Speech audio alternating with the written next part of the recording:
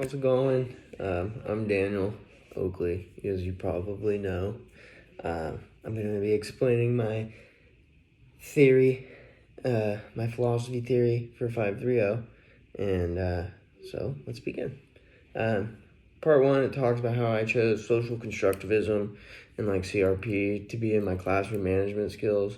I chose those because I think social constructive, being social inside a classroom, is super important for not only the functionality of your classroom, but as well as the evolution of your students. Because I think being social can help you bounce ideas from student to student, as well as it helps them further their social skills which can be beneficial in life. So I think it helps to have a social classroom, as well as it helps build a strong community within the class, because if everyone is social with each other, then they're going to be more comfortable inside a classroom. They're going to want to talk about what's going on in their lives with their friends in the classroom. So it just builds a strong community within the classroom, as well as makes students feel comfortable and safe.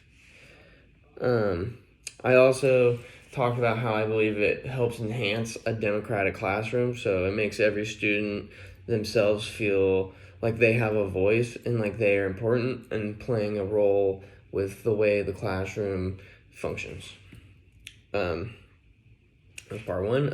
Part two, I talk about the methods I used and about how that it will help the democratic part of the classroom, as each student will have their voice heard. They get to be a part of the discussions.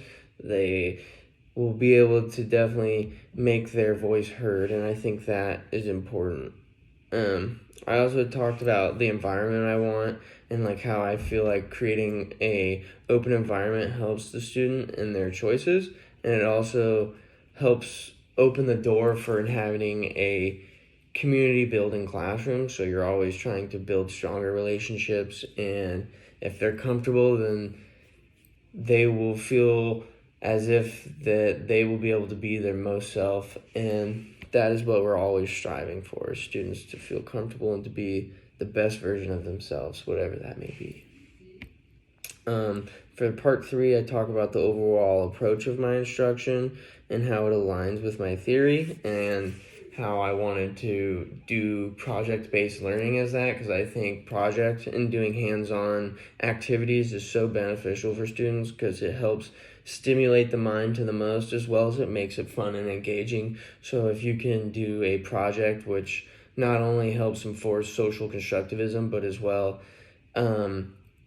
puts them hands-on in a situation where they feel like they're learning important information as well as having fun with the project, it'll be the most important for memory retention and for just having a good time within the classroom and feeling like they're getting the most out of their work.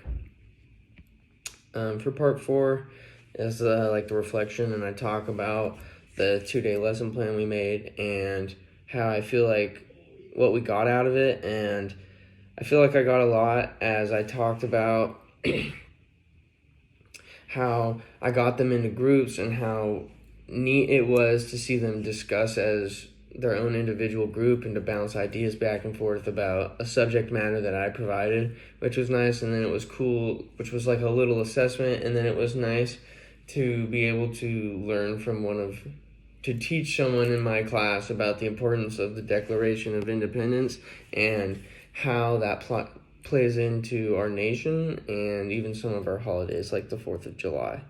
I also talked about some of the hardness of it, which was just not having enough time. I really wish I could have had more time to be able to get in there and do the whole lesson plan and do it how I wanted to, but obviously that wasn't able to happen. And then I also talk about how just what I wanted to do has a lot of social constructivist ideas, such as getting in groups for the project or getting in groups to discuss.